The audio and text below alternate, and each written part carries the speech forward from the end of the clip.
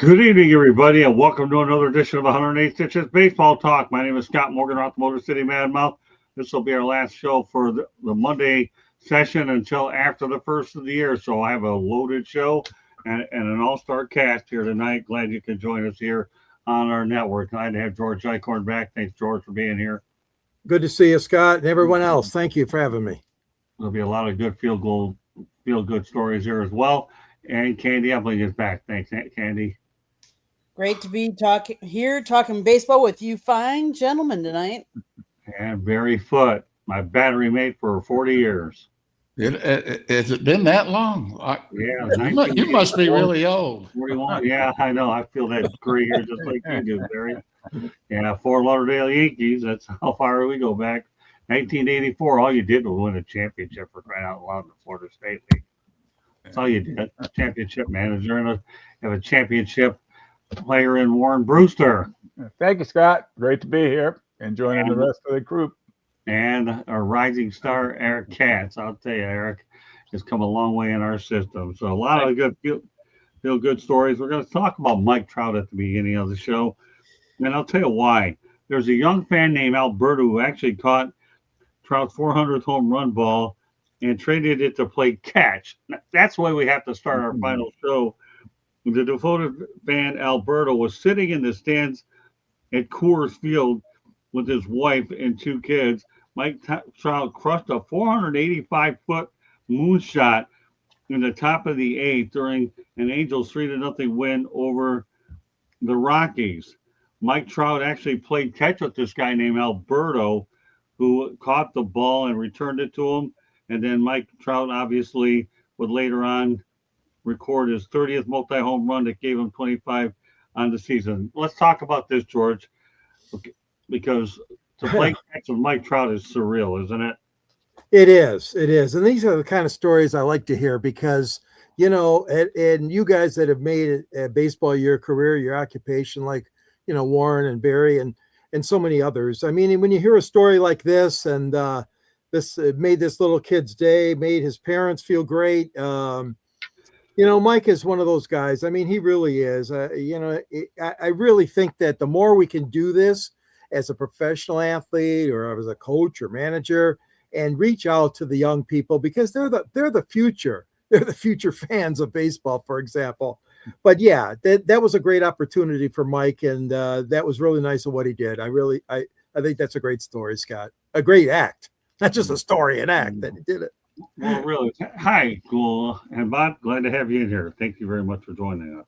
Candy, what are your thoughts? This is just surreal, isn't it?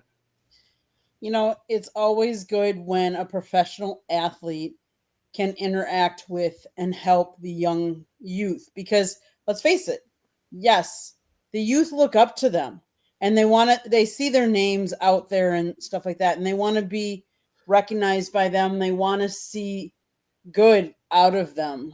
Because unfortunately in the news, there's always so many bad that you got to have the good too. So yeah, good story. Barry?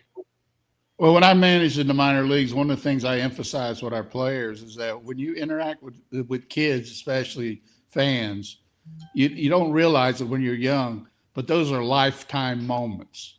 And for this person, that's a lot. When they're 80 years old, they'll remember that moment. And I think we as professional athletes should always remember that what we take for granted in the moment is going to be a life moment for these kids. And I think it shows you the kind of person Trout is. Yeah, he's a superstar in more ways than one, right, Warren? Right. Yeah. I mean, that's a great story. It's a real feel-good story. And anytime the athletes have a chance to interact with the fans, the more power to them. And doing stuff like that, it's really special. And it makes a lifetime memory for this family.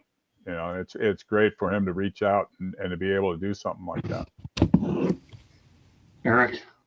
I mean, Mike, it's no surprise because Mike Trout carries himself in a way that's like almost right in line with Don Mattingly in terms of knowing that they're a superstar, yet not acting like they are one. But good for that kid to be able to play catch with someone like Mike Trout, who at one point was the best player in all of baseball, and I think had he not gotten hurt, might have been up there as the top 3 greatest player ever, I think. But it's a beautiful thing to see whenever athletes do that. Well, one good feel good. I think it's great. Mike Trout is just who he is. I mean, the guy is class all the way. Another good feel good story for Major League Baseball is the fact that the MLB owners approved the $1.7 billion sale of the Rays. So I guess the question is to you, George, will baseball be saved in Tampa Bay with this ownership change? Well, I would think it would be. I mean, they obviously want to get a new stadium, and with that, you've lived through that. So many people have lived through that for years and years and decades, it seems like. But I don't know a whole lot about the ownership group, but I will tell you this: I think that I think they were probably going to stay. That would be my best estimate right now. But who knows if things don't work out? I mean, they got to get that new stadium. They got to get it done fast.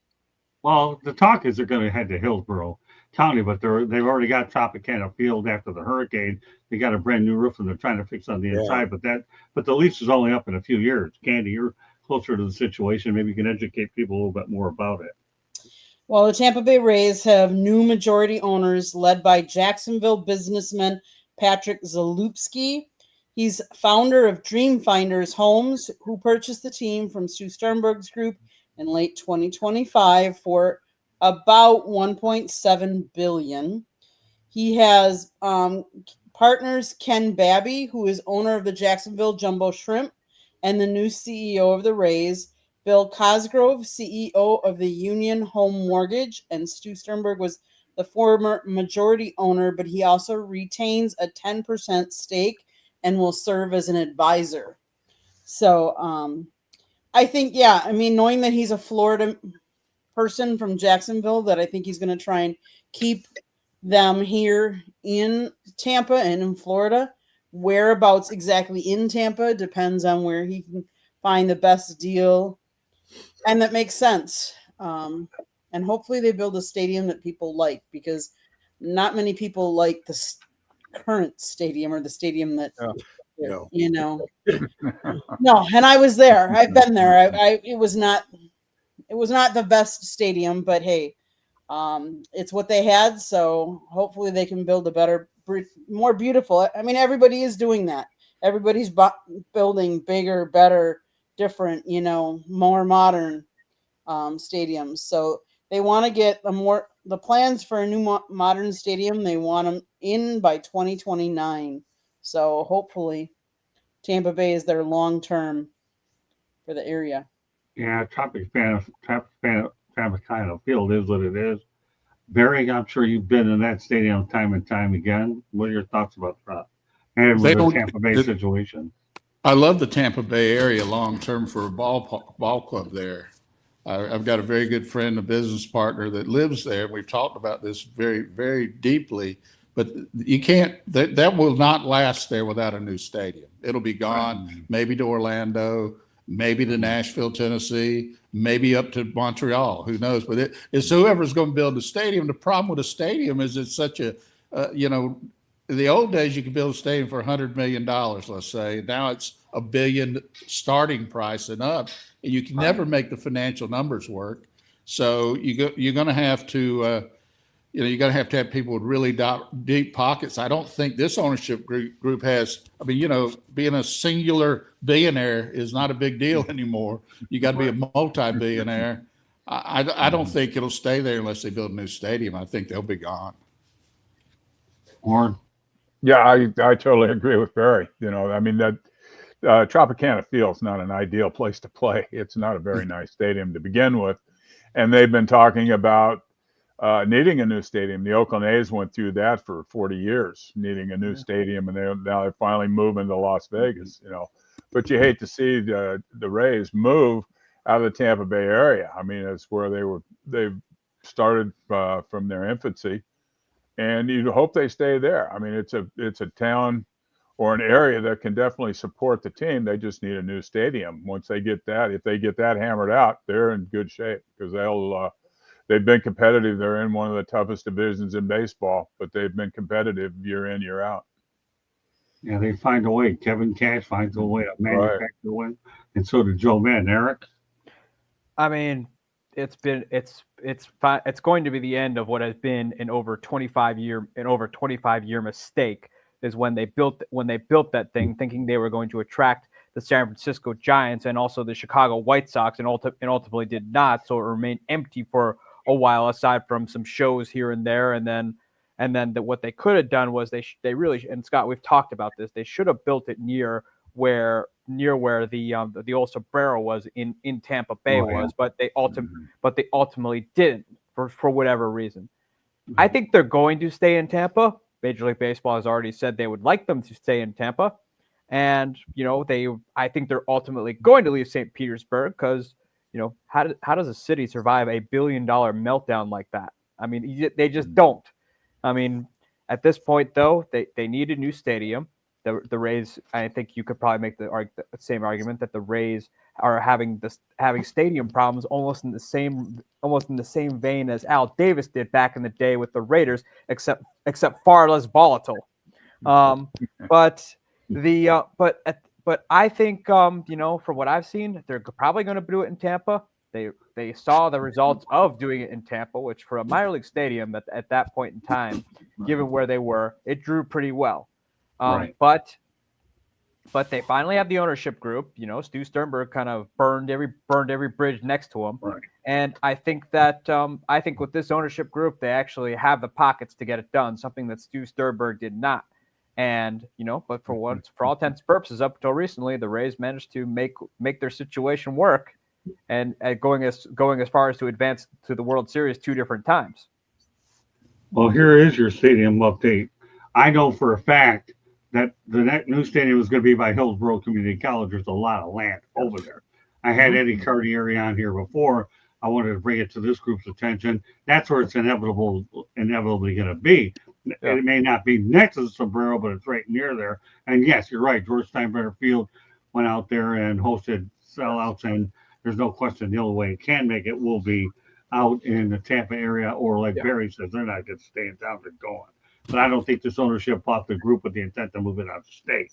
And we're going to be talking about a lot of Hall of Famers, so we're going to lead into where we're headed. Well, let's go back in baseball history. Then on September 20th, 1973, Willie Mays retired.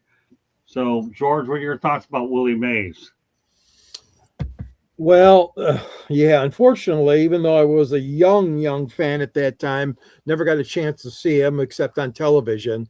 But that was one of the special benefits of the old All-Star format, the old World Series format. You would get a chance to see these National League stars. But I'll never forget, Scott, our dear friend Ernie Harwell, he had nothing but unbelievable praise for Willie Mays, one of the, if not the best player he recollects in his storied career, Ernie Harwell. And he saw a lot of ball players, as you guys all know, for decades. And, that sensational catch he made and just everything else. I mean, the guy, he could run, he could hit, he could field. I mean, he was just a spark plug. And I really do think that the people, you were really blessed if you're of the generation that got a chance to see and enjoy him all those years. I mean, when he retired in 73, it was just kind of like, oh boy, we got to say goodbye already, But yeah, just fantastic player. One of the top, if not the top players in all of history to a lot of people. I got him in my top 5 for sure, but he could be number 1. Candy? He was an all-star 24 times, tying for the second most appearance in history.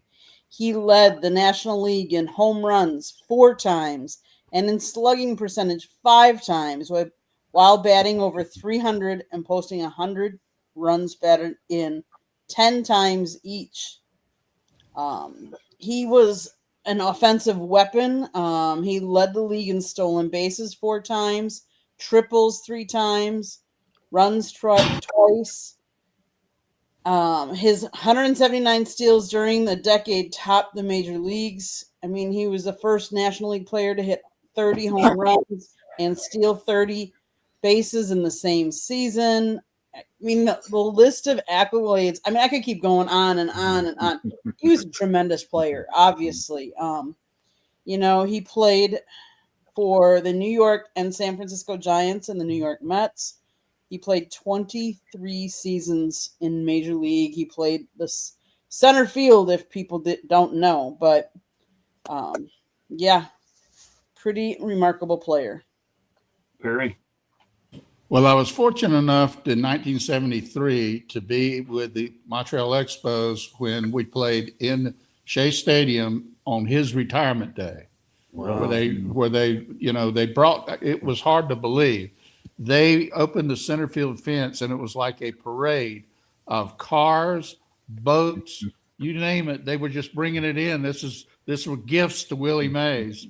So I got to see him play. He really wasn't a real good player at that point in time, but his career speaks for itself. Warren and I played in San Francisco many times. It's hard to believe a right-handed hitter could hit as many home runs as he did in that ballpark. And it's just no telling what he could have done in any other ballpark in baseball other than Candlestick. So it's very easy to make the argument that he's one of the greatest players, obviously the greatest center fielder of all time. And he would easily be in that top 3 to 5 discussion all the time. Great player. If you've ever been to Candlestick Park, and I have, when the Lions went ahead and played the 49ers a couple times, that wind blows off the bay like you wouldn't believe. It is awfully cold, Warren. Yes. Yeah, I grew up going to that ballpark. And and until I came back as a player, I didn't remember how miserable it was. As a little boy, it didn't make any difference to me. I was just happy to be there. And then and I was fortunate enough to grow up watching Willie Mays. I got to see him on a daily basis. We didn't have much TV back in those days, but I was on the radio. My father would pick me up from school, and we'd listen to the Giants games in the morning or in the afternoon, and the Dodger games at night. So I was very fortunate to grow up in that era when Mays and McCovey and Cepeda and all the big guns that the Giants had were right in the prime of their careers. And then the thing I remember about Willie the most is his basket catches. And just he made the game look so easy. He baited guys into throwing. He was always a base ahead of everybody. He was an unbelievable player, just amazing. And I was fortunate enough, again, to grow up watching him. I'll tell you, when you talk about William McCovey and Orlando Cepeda, those are pretty big names. Orlando became a good friend of mine. I spent a lot of time with Orlando. Yeah, we did a lot of camps with kids together. In fact, I can tell you one real quick story. Sure. Go ahead. Mike Sadek was the old Giants backup catcher, and we're up in Chico doing a camp, and he's looking down, and after lunch he sees 1 o'clock hitting with Orlando, and Mike Sadek goes, "That might as well be hitting in Orlando." That's pretty good. All right, Eric, go ahead and follow that one. That's going to be hard though, because you're mentioning some Hall of Famers right there. Yeah. There's some. Well, the Shohei kid. I mean, he literally did it all. He could play defense. He could hit for power. He could steal bases when he was younger. And 24 All-Star games. I mean, you're not going to see that anymore. And the fact that he did it for such a long period of time is just truly amazing. First with the New York Giants, then he moves over with them to San Francisco, which I think and the thing about it too was in New York and San Francisco, he was playing in hitters' graveyards, both at the Polo Grounds and also at Candlestick Park. Although he probably had it pretty bad at Candlestick Park, given how vicious the wind is. Probably has an argument next to Wrigley Field because the wind is not too much better there. But he did it all. I mean, he could field, he could hit. I mean, he's for my money the greatest center fielder of all time, at least. Well, question. Everybody talks about those catches that he ended up making behind his back and everywhere but anywhere. Yeah, Willie Mays was unbelievable. Vic Wertz. The Vic Wertz home run or the near home run. Exactly. Well, we'll continue the Hall of Famers theme, and we'll go ahead with Pedro Martinez in September 21st of '99. He picked up his 300th K of the season as he gets Carlos Delgado swinging on a nasty pitch for 12 strikeouts of the night. Pedro would end up throwing a complete game to improve his record to 22-4. another unbelievable pitcher, George Pedro Martinez. Yeah, I mean Pedro. He was just a colorful figure in addition to being good stuff. Great pitcher. I enjoyed him even from looking from the other side. Obviously, I wasn't rooting for his team, but he always and again, you talk about another person that could very well relate to the community. Okay, the Hispanic community, for example, and Pedro again would do clinics and do things with kids and youth baseball academies and things like that, which you mentioned already, Warren, that you had one, and I'm sure the Barry's been to many of them.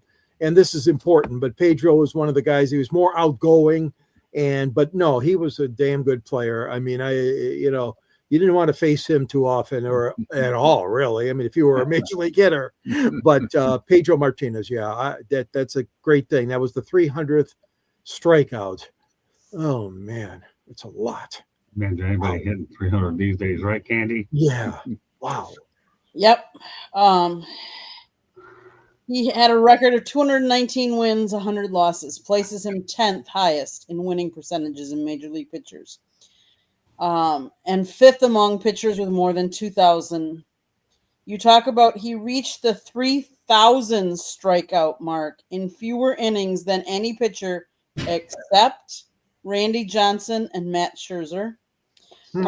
Martinez is the only pitcher other than Scherzer to compile over 3,000 career strikeouts with fewer than 3,000 innings pitched in his career. And as of 2023, Martinez's career strikeout rate of 10.04 per 9 inning ranks 6th among all-time pitchers with over 1,500 innings. So kudos to him. So, Barry, how do you like having Candy set you up with all these stats before you go? It's a hard act to follow, is all I can tell you. But that's good to hear those stats. Pedro, I saw him when he was very young, and he is like a lot of guys who end up in the Hall of Fame who have good stuff, but also don't mind pitching inside. In fact, the intimidation factor was a big deal for him. Roger Clemens, Randy Johnson, you name a bunch of those guys that are Hall of Famers, and a lot of them threw inside off the plate. And they'll give you that outside part of the plate, but they got to have that outside part of the plate. They ain't going to give you that inside. You can have one or the other. And if you're going to lean over too much, you're going to have your hat spun around. And and he had a great changeup to go along with that. So he was the complete pitcher, a good competitor, and I like him on the MLB Network as well. Yeah, he is pretty good. I'll tell you, I ended up. One thing you don't want to talk to Don Zimmer about is Pedro Martinez. So mentioned that. Thanks for stealing that. Well, I actually did it, and Don didn't particularly care for the question. But then again, thinking, why would you be? I said, Don, why would you charge him out for anything? After I approached him about that right away, Don Zimmer, nice Don, but he didn't want much to do with me after that. After making arguably the biggest blunder I've ever seen for a guy. I mean, it is what it is. I'm not afraid to dodge tough questions. Sometimes you hit somebody with the wrong time, but so be it, Don. Rest in peace, but you still shouldn't have done it, especially to him. So go ahead, take it from there, Warren. Thank you, Scott. Yeah, Pedro is a great pitcher. He's one of the all-time best pitchers, in his generation and all time in all of baseball. He was really special, fun to watch because he could pitch. And again, like Barry said, he owned the inside part of the plate. He didn't get comfortable when he was pitching, and the good pitchers don't let you get comfortable. That's what it's all about. You as a pitcher, you've got to be able to pitch inside to get him out on the outside part of the plate. And he was as good as anybody doing it, and had an awesome changeup. It's just he could really pitch. He was a pitcher's pitcher. See, Warren, us reporters have stories too, but maybe sometimes they aren't as pleasant as the ones you have because we have to do the dirty work. I'll never forget a guy over at Miami. His name is Tim Reynolds, a really good buddy of mine. But the Miami Hurricane says to me, Scott, I'm surprised you haven't been killed by now. Going in the other side, getting those coats, other opposing head coaches with the fact that Miami had been beating up on all the opposition. I mean, he says, "Oh, it's like you got your own radio show in there." I said, "Well, somebody's got to do the dirty work." And since I don't get as much play inside the Canes, I might as well go to the other side where I can sit there and roam around like a gazelle. All right, don't worry, Eric. That'll probably be in the next book that you're going to be writing a forward on. Well, Let's talk about Pedro for now. Well, it's not your only moment, Scott. You managed to anger an entire country. But Georgia and I ought to know, right? Yeah. But I will say though, as a Yankee fan, I do despise Pedro Martinez. As a matter of fact, I will forever say we will forever be his daddy. But Pedro, there's no denying he was a great player though. Although he gave me two of the best moments in Yankee history. Jorge Posada got him in that so-called inside part of the plate and lashed a game-tying RBI double against him in the 2003 ALCS. And boy, did the Yankees mash him in 2009 for their most recent World Series ring. But I will say though, he's a Hall of Famer. He's very deserving of it. But I still don't like him, especially for picking up an old person and throwing him on the ground. And I'm the one who talked to the old person. The old person wanted nothing to do with me, but so bad. I still have no regrets over it, though. I mean, I'm just doing my job. That's all. I can't think of a question you haven't regretted, Scott. You know what, Eric? You know me real well. For my adopted kid, you definitely know me well. See, Barry, I was a young pup then, but as I get older and grayer and stuff, you tend to realize in your mind you get a little smarter. And you might be that Brett Favre type of gunslinger, Candy Ebling. You've seen enough of those, right, Candy? Yep, I sure have. All right, well, let's continue on. We talked about a recent signing. She could write her own book. She could write her own book, Scott, of the amount of questions that she's seen from you. Oh, I'm sure she could. That's all right. I wouldn't doubt it. Mm-hmm. When my time is past, you never know what she might do. She's capable of anything and learn a lot.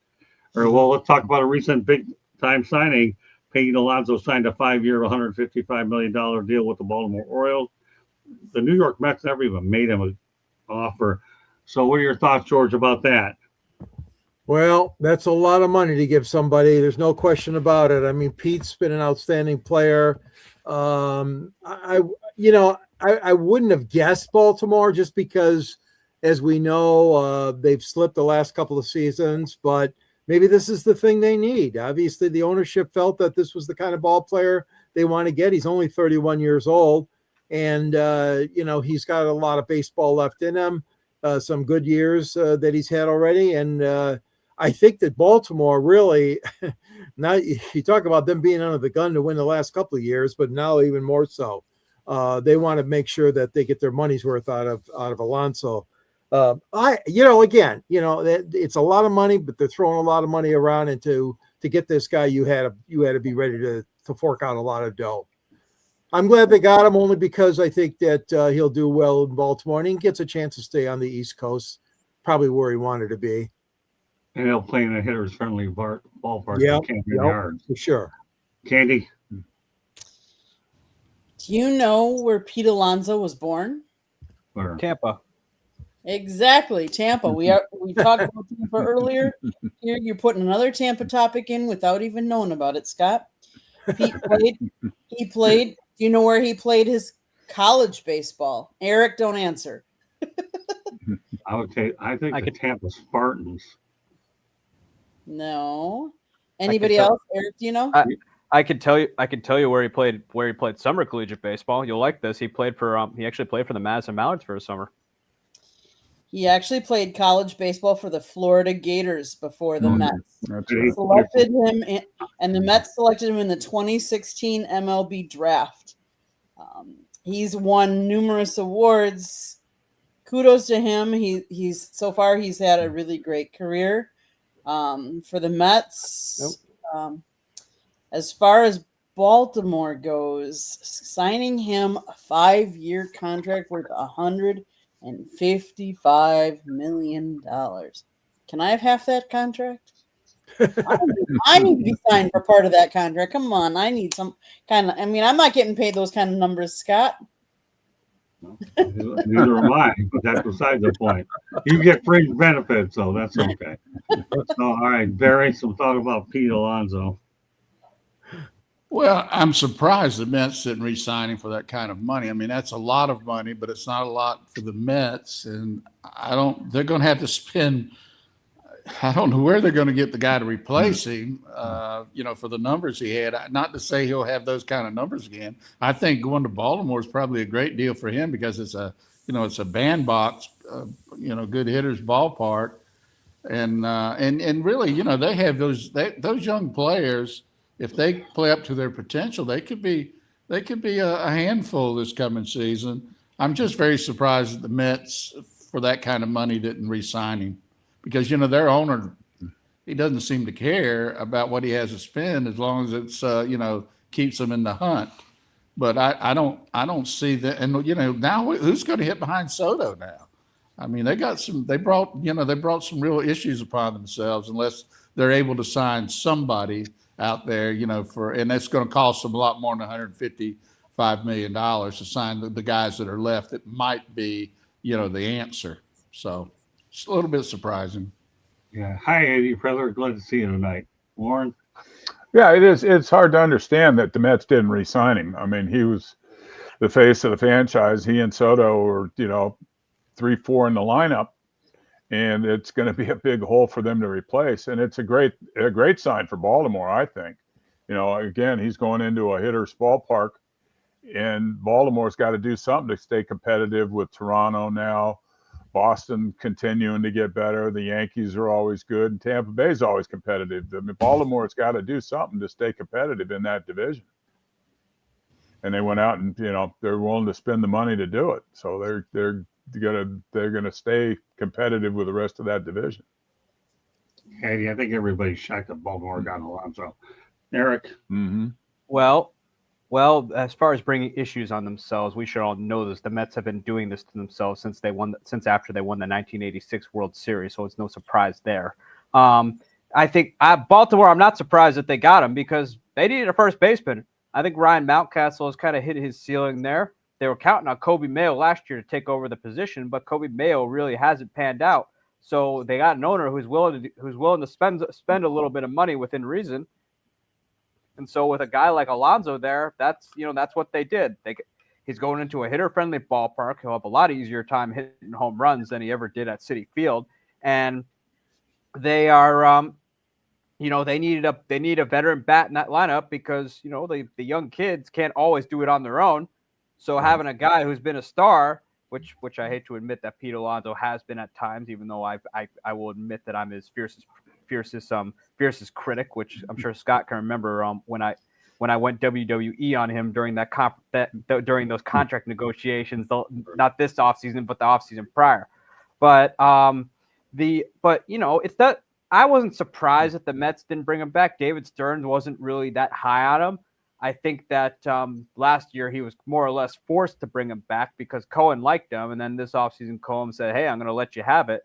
And so I think Stearns was finally was counting on his power dying at some point because power hitters are great until they're not.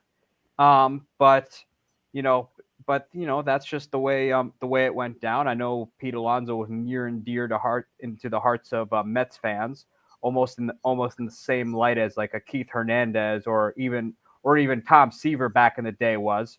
But it's the fact that he let him go. Mets fans aren't happy. I mean, they've lost a lot of people. Now Juan Soto is really the only legit bat they have in that lineup. But as far as what happens to the Mets, no, I don't feel bad for him. Matter of fact, I relish anything bad that can happen to that franchise.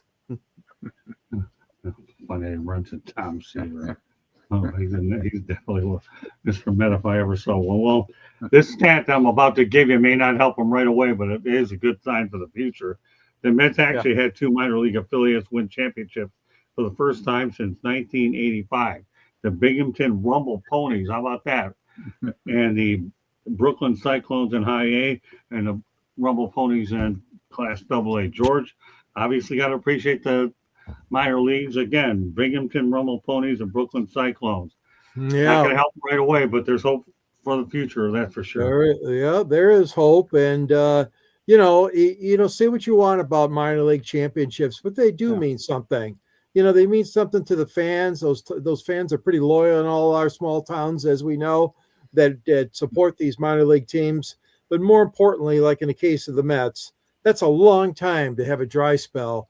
And I know that the problem is the challenge, I should say, as you guys would know, especially Warren and Barry, is you're sometimes getting players in and out of the lineup. Sometimes they're promoted out, and you don't have the same team. Obviously, you never will from day one of the season in the minors.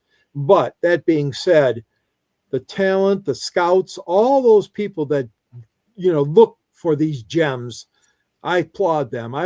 Because the minor league system, as you all know, is very much the backbone of having a successful major league team. You can say all you want about trades and free agent signings. Yeah, they're important too. But the team that have the minor league system, I'm all for it. So kudos to them. Two champions, like you said, Scott. Well, Steve Cohen got a couple championships, but they're in the minor leagues. Yeah. But still, I mean, minor leagues or not, he's still got young talent. Then if they're winning national championships, even the minor leagues, how many of those will be promoted in the next couple of years because they did so well? So that's what really is kudos to him and kudos to them for having that success. Let's see if it translates to those same guys successful in the major leagues soon. Very, very can relate to you when you see two championships in one minor league system. You have two in your pocket to begin with. The Fort Lauderdale Yankees, I think the Myrtle Beach Blue Jays, if I remember the other one right. Yeah, probably our best season though. We didn't win the playoffs. Was at Albany in AA with the Yankees, where we won the regular season by 7 or 8 games. So that was probably our most successful season. We didn't win the playoffs, but they decimated our ball club at the end of the year and moved everybody out. But yeah, I think one of the fallacies of the minor leagues is you can't develop and win. I think you can do both. I think you can develop and win, and I think part of development is winning. I think you got to learn to win somewhere, and if you're not winning in the minor leagues, it's hard to transition into the major leagues and not have a winning tradition behind you. So I think you can do both, and I think it's good for the organization to win like that. Let alone the fact that they won two at the Class IA level and the AA level. I think that's impressive, especially at those levels. Don't you think, Barry?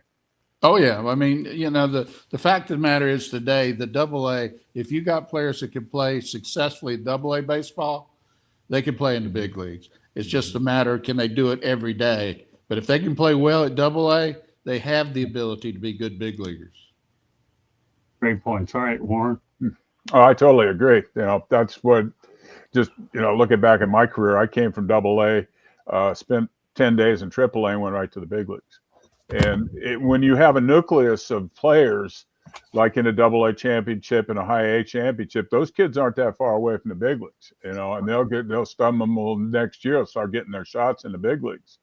And anytime you have a nucleus of players coming along and winning, if winning develops winning, you've got to win, and if you want to develop players, but winning's really important, because it's no fun. I played on some really good minor league teams and some bad ones, and it's no fun playing on bad teams.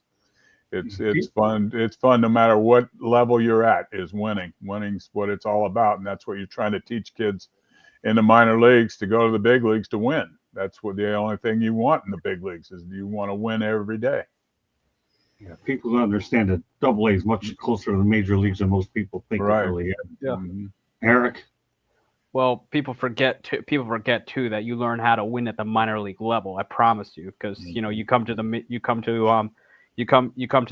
league level, it's hard every day. It's hard, and but at that level you learn it. During the last Yankees dynasty, Bernie Williams, Andy Pettitte, Mariano Rivera, Derek Jeter, and so many of those other guys were developed at the minor league level. Everybody from that core four, and if you include Bernie in there, you could say 5. They were all homegrown Yankees. people forget the importance of it because that's how ultimately how you win multiple championships. You don't win multiple championships with free agents who are kind of who might be in the middle of their primes and are starting to cut, or maybe it's starting to get to the beginning of the end of their careers. And you might win one, but you won't sustain that over a long period of time because of the attrition of the league. Because eventually, guys lose their skills and decline and whatever. I mean, Father Time's undefeated. I'm sure some of us can answer that right now. But it's important. You get some guys on the cheap end where they're not making money yet and they're still years away from free agency, and you're getting them right now to contribute right away. I mean, and also you ultimately learn how to be a big league baseball player at the minor league level and how to win. That's something that I don't think people really understand. Great points. All right. Well, I'll tell you one thing. Let's you talk about another feel good story. How about Clayton Kershaw going out on top the way he did? All he did was play 18 years, was a three-time Cy Young Award winner, 2014 MNL MVP, and he retires with World Series ring and has a few of them to show for it. Let's talk about the legacy of Clayton Kershaw, George. Yeah, had some tough years near the end there, obviously with his injuries, but what a great guy, great pitcher, wonderful stuff he had. And don't kid yourself. I think also guys like Scherzer and Verlander, they really want to do the same thing. Obviously, it's something really, really special if you can go out like that on top, like the Dodgers did. But those two other guys, I mean, any pitcher that's headed for the Hall of Fame, and all three of those guys are going to be in one day. We know that. You'd like to go out on top, but hats off to Kershaw. A lot of guys maybe didn't want to go through the grind. It's, didn't want to, hang around or whatever. A lot of people just can't physically hang around, but he did a hell of a job coming back, and I'm proud of him. I really am. He's definitely in my books a first-class guy and a great pitcher, one of the best in Dodgers history. Yeah, well, we hope things will turn out better for Justin Verlander. Last year was a tough year. We'll see where it lands. Candy? Man, where do we start? He played 18 seasons. He was obviously a left-handed starting pitcher, 2-time World Series champion, 11-time National League All-Star, 3-time Cy Young Award winner, and 2014 NL Most Valuable Player. He is one of 20 pitchers and 4 left-handers to be members of the 3,000 Strikeout Club. He did pitch a no-hitter on top of everything else, so he's done. I mean, to think about it, if you top of your game, you've pitched a no-hitter, you've pitched World Series, you won. He was the first pitcher to lead MLB in earned run average in 4 consecutive years. He also was a 3-time NL wins leader and strikeout leader. His 2.53 career ERA is the lowest among starters in the live ball era, with at least 60 starts. Wow. Now, he might not have had quite the same success in the postseason as he did in the regular season, but still a really great pitcher. Well, as Eddie Prather said, we all know he's a first ballot Hall of Famer. Mhm. That goes without saying. Go ahead, Barry. Well, he's a great human being, which, is also a bonus for a guy like that. He's been a representation of major league players, what they should be like. He's, had his career in one city, which doesn't happen much anymore. And, for somebody who had a pretty heavy pitching load at a very young age, he was able to hang in there a long time, even though, he battled back problems and stuff later in his career. I mean, I don't think you can say enough good things about him. And he had, one of the, arguably Koufax was a great pitcher, but for a short period of time. This guy was a great pitcher for a long period of time. So he may be the all-time greatest Dodgers pitcher. Yeah, that's a one comparison, Sandy Koufax. I would always go ahead and refer Clayton Kershaw to. Go ahead, Warren. Well, the Dodgers have a lot of Hall of Fame pitchers in there from their organization, and his statistics are the top of all of them. Just to show how well he played during his career for 18 years. I mean, the longevity is amazing. You know, he did start at a young age and stayed healthy all through those years until recently. And he goes out winning back-to-back World Series. I mean, what a better way to go out. He had a phenomenal career, and obviously he is a first ballot Hall of Famer. It's just, and a super individual. Hall of Famer off the field also. And the thing I liked the most was he got to take a picture with his whole family after everything settled down in the World Series. He got all his family together, and they all took one big picture out on the pitcher's mound, which has got to be special. That's something that he will have a lifetime of memories. And no question about it, Eric. I mean, best pitcher of my generation, I think. I mean, pretty sure Verlander's got the argument, but I'd probably say it was Kershaw. It was Kershaw before him. I mean, the kid, he's just had an unbelievable career. He's had over 3,000 strikeouts, which I'm not sure if we're going to see that just because guys don't throw enough anymore. And he's just, he got to go out on top. He got to go off into the sunset, which is something very rarely seen in sports and probably work in general. Very rarely do you get that happy ending, and Clayton Kershaw managed to get it, which happened for him. Couldn't have happened to an even better guy. And he's going to be a Hall of Famer, no doubt. And best pitcher. All I can say is best pitcher of my generation. Very hard to debate that. Well, I'll tell you what. Here's a rising star. Augustin Ramirez is the first rookie to have 30 plus doubles, 20 plus home runs, 15 plus stolen bases, and he was acquired in the Jazz Chisholm home trade. So there's a guy. When you look at Augustin Ramirez, there's a catcher to watch out for. We all talk about Cal Raleigh, but the Marlins have something, and they picked him up in this trade. George, some thoughts about the upside of Augustin Ramirez? Well, those are some great numbers, obviously, and that's a great achievement for Augustin. And anytime you can get a catcher like that, I'm telling you better keep your hands on him because who knows? I mean, we all know that it's a difficult, if not the most difficult position on the field, I think, catching. But he really put some great numbers up, the 20s and the doubles, and that's good to have power like that. It really is. And I know a lot of teams look for that, and we don't have as much, I don't think, as we used to in the old days. I mean, obviously, guys like Johnny Bench and that, but Tim McCarver. I mean, I remember way back, but those guys nowadays, it seems harder and harder to get a power hitting, except for the guy in Seattle, our buddy. Oh God. Well, I just thought about him. He just popped into my mind, Warren. I mean, how can I forget him? But yeah, no, for this young kid, Ramirez, bright future, boy, oh boy. Yeah, you gotta think good things for him coming along, Scott, in the next few years. Yeah, I watched him play quite a few times. He's a really impressive player.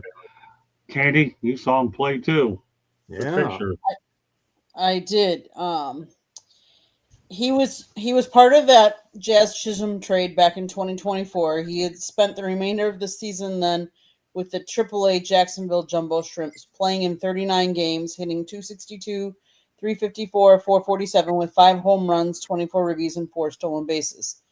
He was optioned to AAA Jacksonville to begin the 2025 season, but on April 21st of 2025, he was promoted to the major leagues for the first time. On April 25th, he hit his first career home run, a 2-run shot off Casey Lawrence of the Seattle Mariners. Upside, very good kid. I'm hoping he has a good career. He is from Santo Domingo, Dominican Republic. He bats right, throws right, and so far he's hit 21 home runs with 67 runs batting 231. Barry? I'm not sure he can catch. Problem is he played 80 games and had 19 pass balls, threw out 8% of the runners. Obviously he can hit, and he won't lose his ability to hit, but will he be more valuable put him at a position because eventually when you're not catching well, just like Sanchez used to be with the Yankees, and I think that eventually affected his hitting was the fact that he struggled so much just catching.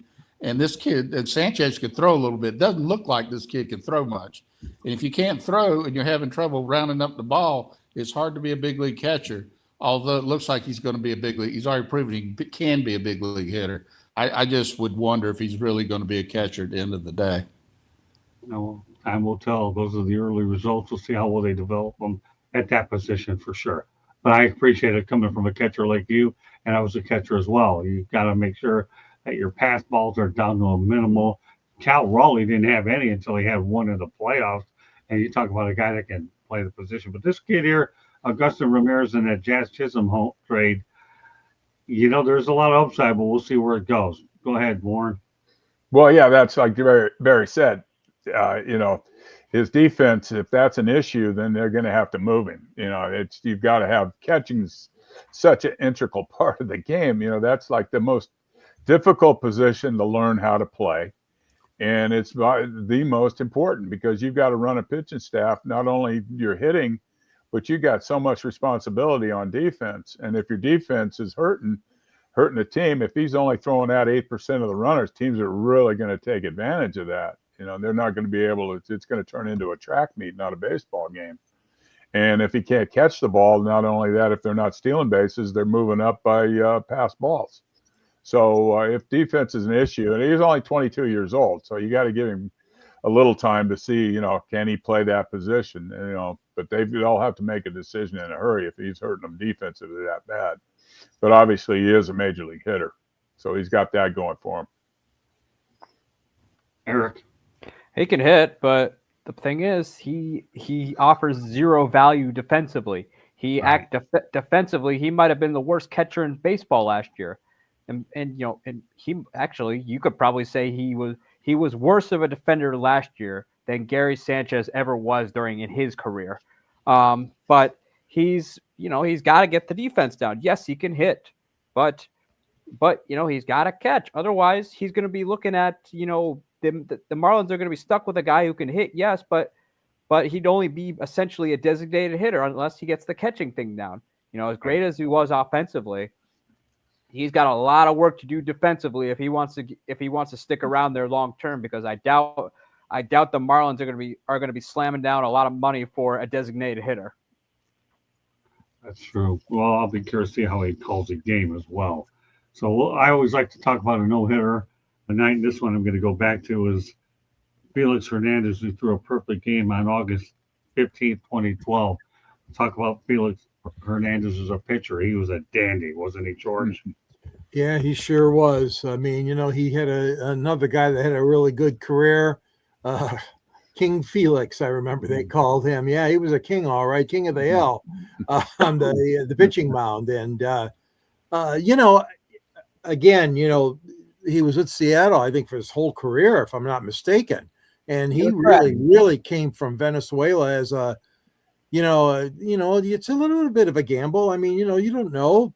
Basically, a lot of the guys, unless you have confidence, obviously you have to have confidence in your scouting when you take a kid like this. But I mean, geez, that's a great achievement. That perfect game, August 15, 2012, I think you said. God, that's only 13 years ago it happened. So right. Yeah, and it's such a great achievement for him. And I mean, he didn't win a championship, but he certainly had a great career. I mean, could have been better, yeah, but I liked him. I liked him as a pitcher, Scott. I think he did a good job, and certainly he helped the Mariners out quite a bit, obviously. Candy.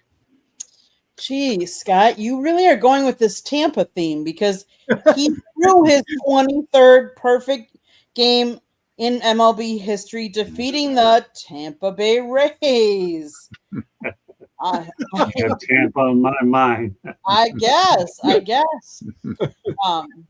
On April 23rd, 2016, Hernandez claimed the record for most strikeouts by a Mariners pitcher when he struck out Rafael Ortega of the Los Angeles Angels for his 2,163rd strikeout.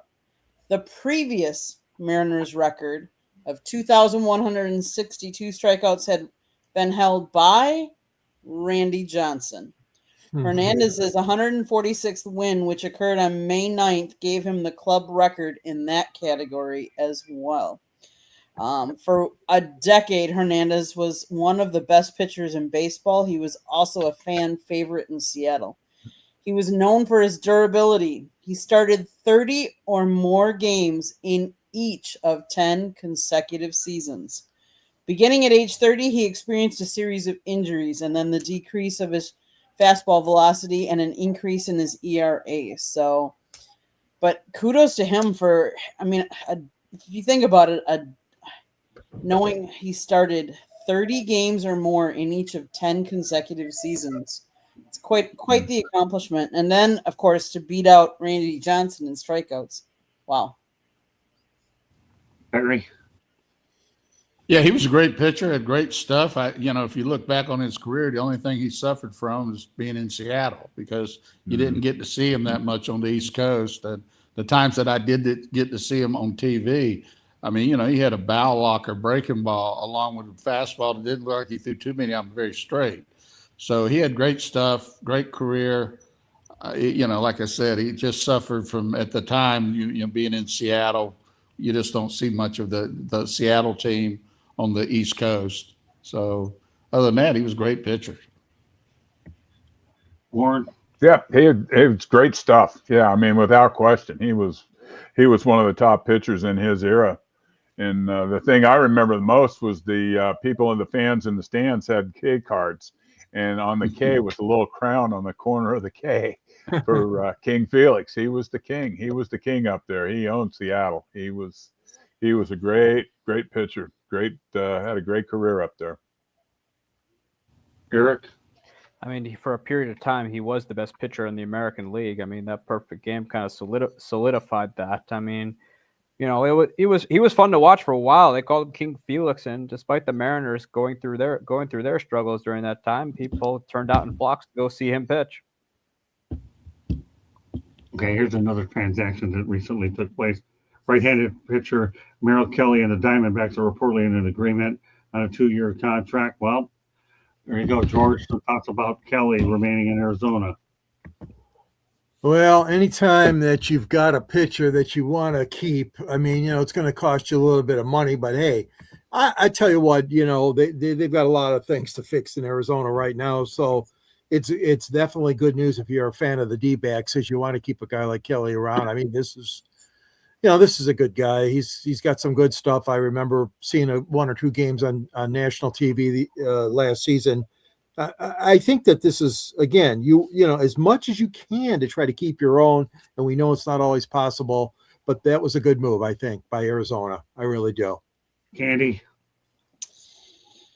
He has 911 strikeouts, an ERA of 3.77, and he's won 65, lost 53.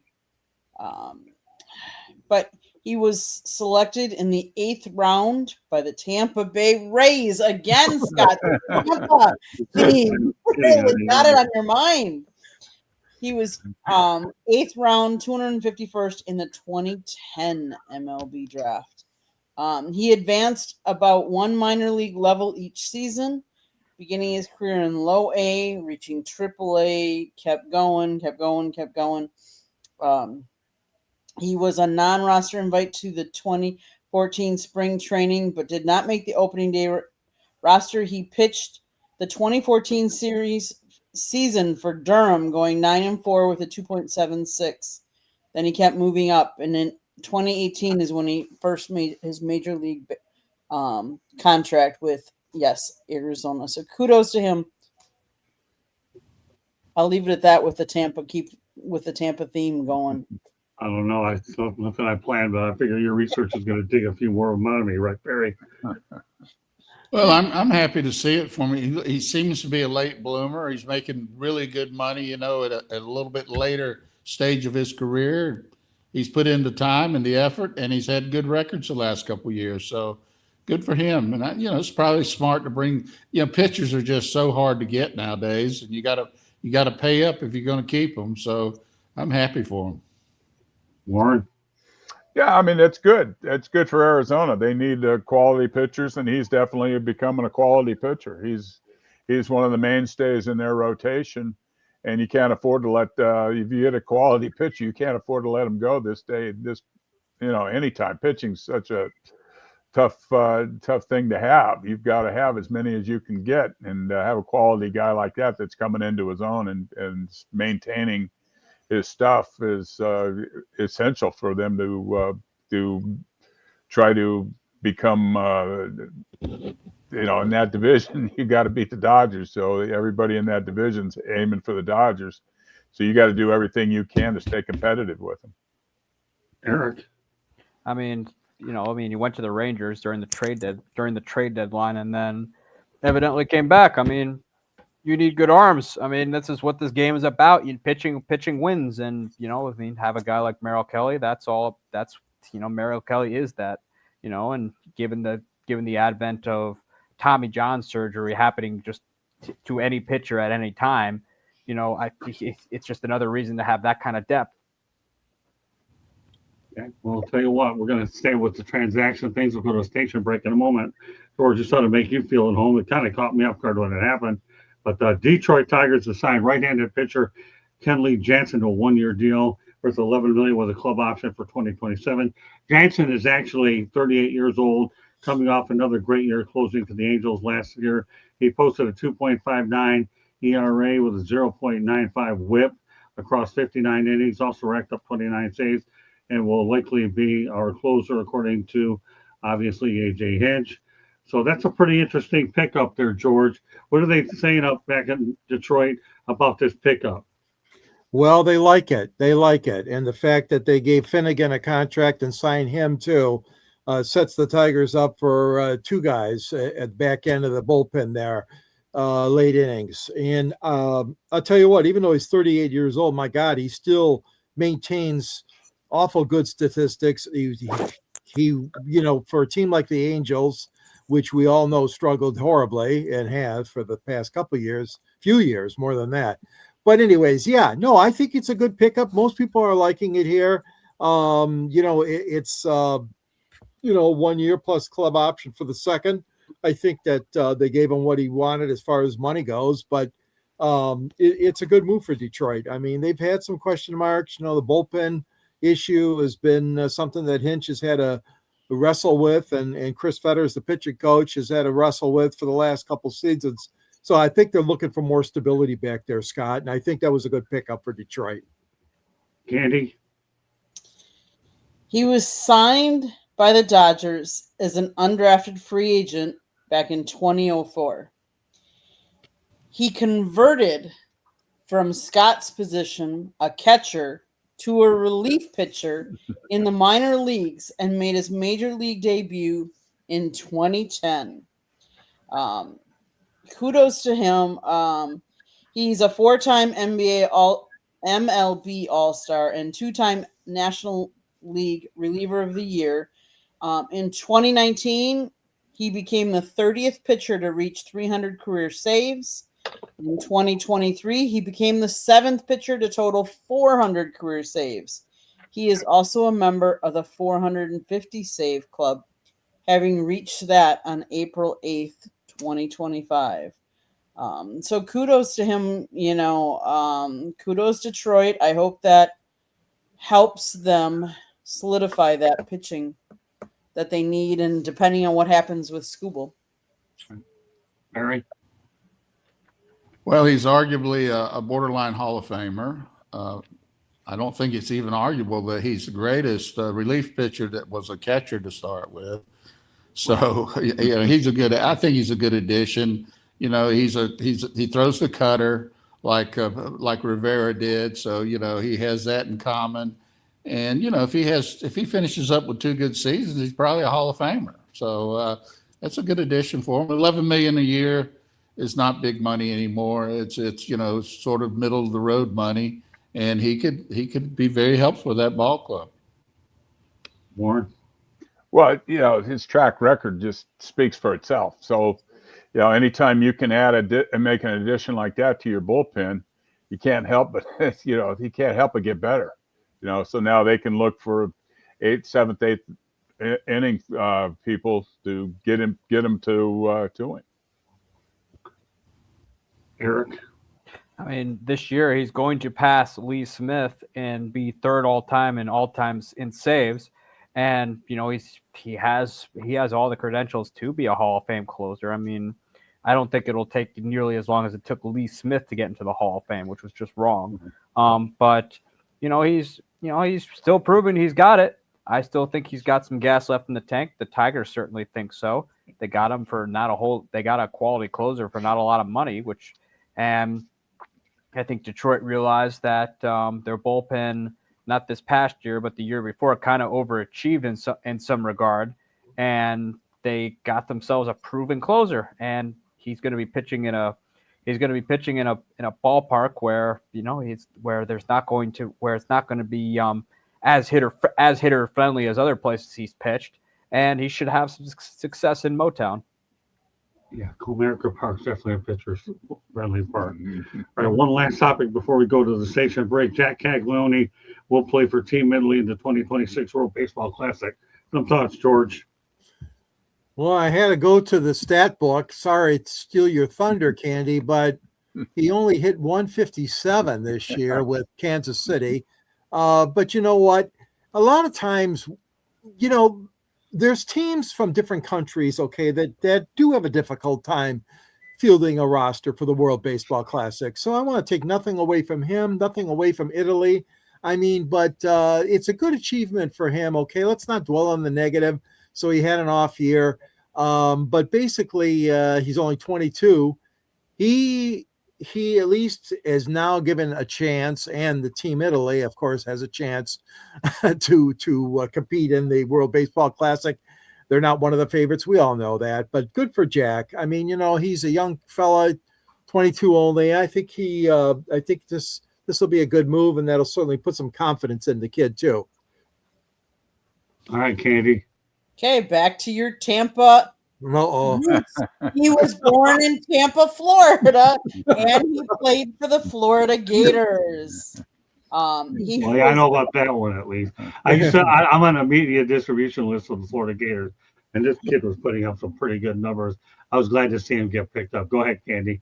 He was drafted by the Kansas City Royals with the 6th overall pick in the 2024 MLB draft.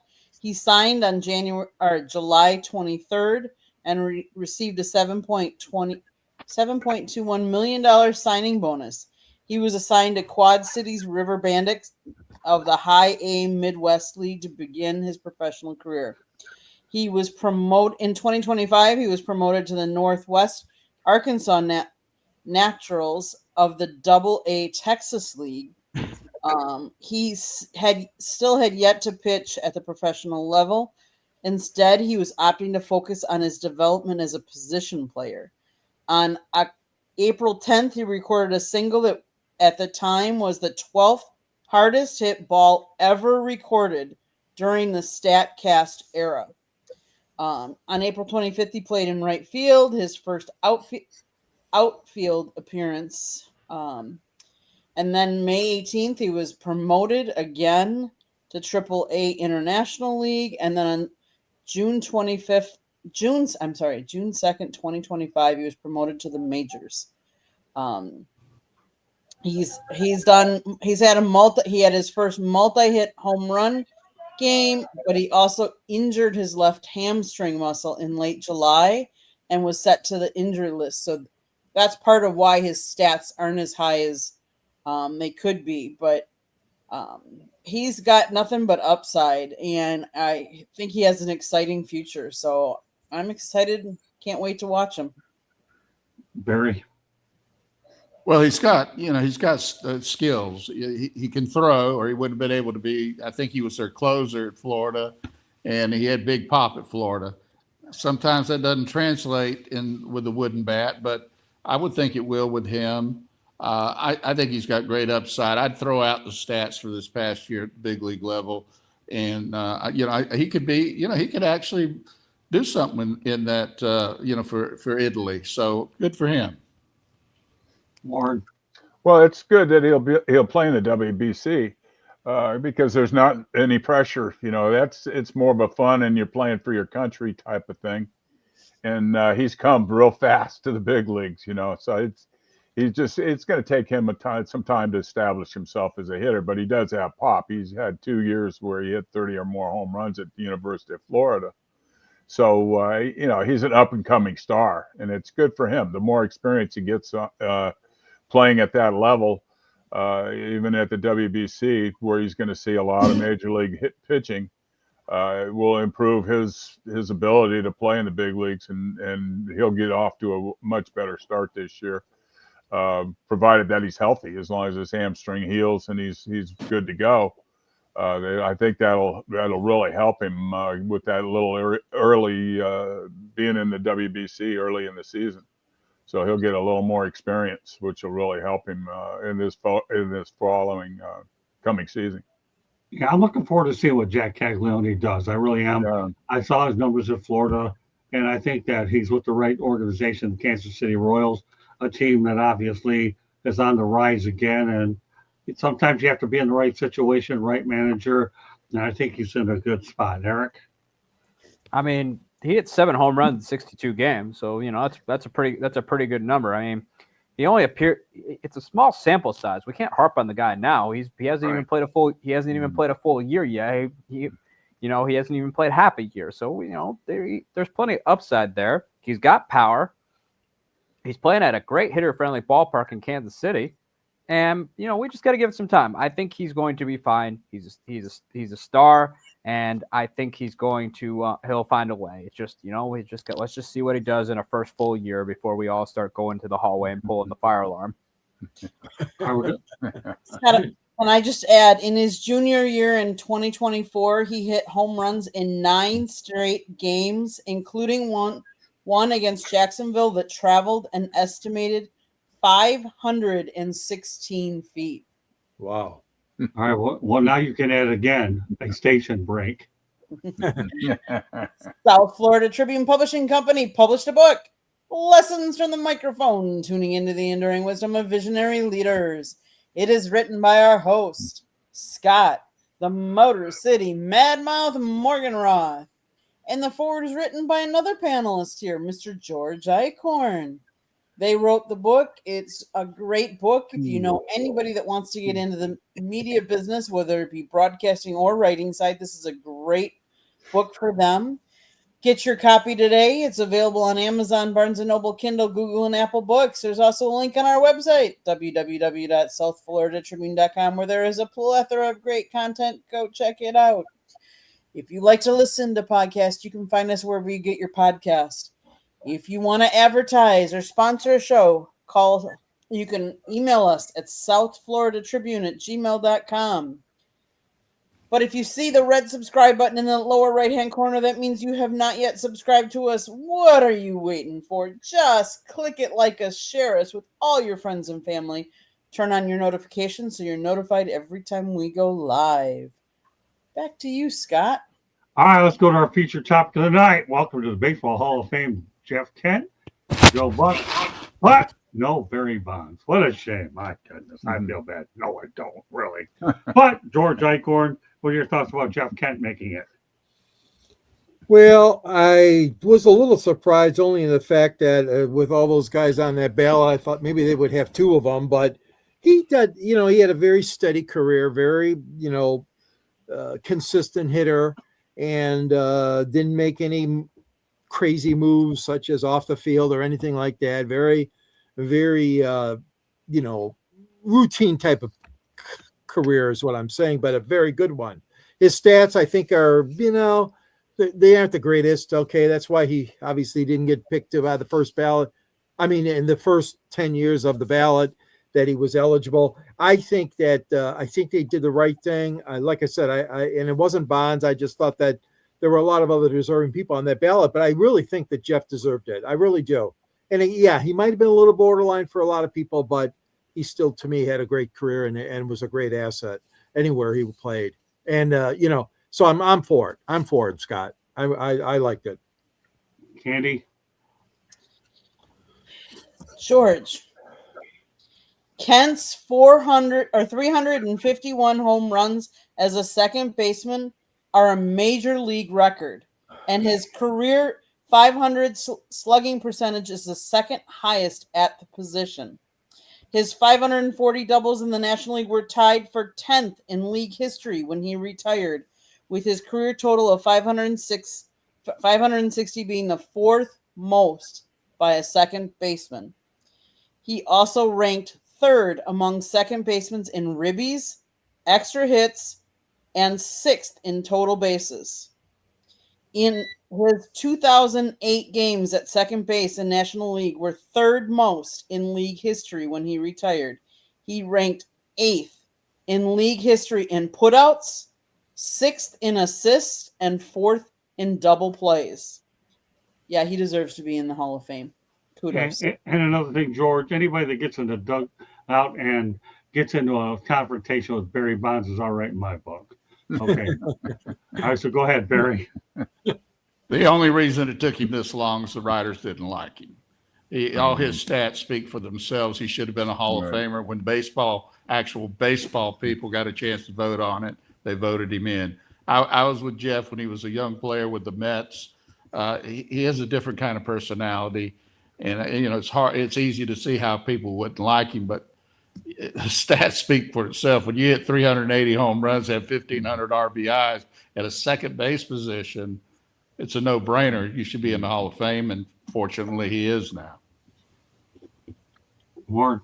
Well, that's what I always thought was, boy, it doesn't make sense because he hit more home runs than any second baseman that ever played, and just to do that is, that's a huge accomplishment in itself.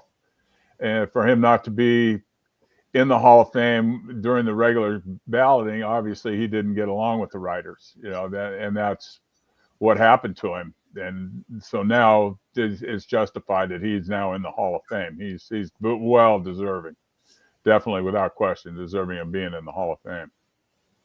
Eric? He was a good player, best second baseman in baseball for a very long time. I think that I know in San Francisco he benefited from having Barry Bonds there. I promise you. You could say what you will about those two in the clubhouse, but I promise you, I think if Jeff Kent were by himself, he would admit that he benefited greatly from having Barry Bonds there. But I thought he should have gotten in earlier. I thought on this ballot though there were plenty of people well deserving of it. I mean, I didn't think he would get it, and just not because he wasn't deserving, just because. Look who was on that ballot. But happy he got in. He had a very consistent career. He was kind of a bit of a late bloomer but he managed to put up some good numbers both with the Giants and Astros, and also he kind of helped the Dodgers kind of get back to relevance too. Another new member of the Hall of Fame, Joe Buck, wins a Ford Frick Award for the broadcasting division. His father, Jack Buck, is also in the Hall of Fame. George, Joe Buck. Well, Joe Buck's time was this time, and I'm happy for him. I mean, there's a lot of guys that deserve the honor, but Joe has had a great career. He had to step back from baseball a little bit, obviously, when he took that job with ESPN for Monday Night Football. Some of the other names that he beat out this year was Dan Schulman, John Sterling, Skip Carey, Gary Cohen, and Brian Anderson, I guess were the other ones that were being considered. It's a very difficult thing to obtain. I know that because, there's there's only one every year. So, I mean, it takes a while. If you're a career guy in radio and broadcasting baseball, I mean, you may or may not make it. I mean, there's a lot of good ones that haven't got that award. So hats off to Joe. Joe's done a great job. Multi-talented, especially in baseball and football. He's done a great job all those years with Tim McCarver too. He worked with. So I think it's justified, Scott. I really do. He deserves it. Yeah. I know that Joe Buck is one of Candy's favorite announcers, but anyways, Candy, go ahead and pile on the stats about why Joe Buck belongs in the Baseball Hall of Fame, because I know you're definitely pouring on. Scott, here we go again. You put his name in for us to talk about. Do you know where he was born? St. Petersburg, Florida. He has called The Super Bowl 6 times. World Series 23 times. He's 8-time Sports Emmy Award winner, 7 for play-by-play, 1 for studio host, 3-time NSMA National Sportscaster of the Year. He's also won the 2020 Pete Rozelle Radio Television Award from the Pro Football Hall of Fame. Right. He is NSMA Hall of Fame inductee, class of 2024. Yes, he won the 2026 Ford C. Frick Award from the Baseball Hall of Fame. Joe's father, Jack Buck, won the award in 1987, making him and Joe the first father-son duo to earn the distinction.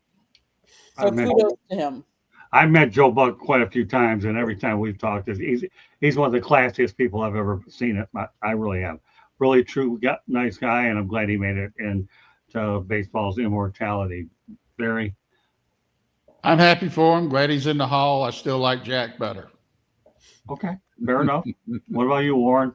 Oh, I'm glad for him. It's great. It's his father was a great announcer, and he's a great announcer. So the apple doesn't fall far from the tree. It's that simple. Eric? I mean, Joe, there's no doubting what he's accomplished in his career. We all know he's benefited from his dad, because his dad was just on the guy is, like, to this day is St. Louis Cardinals royalty when it comes to that team.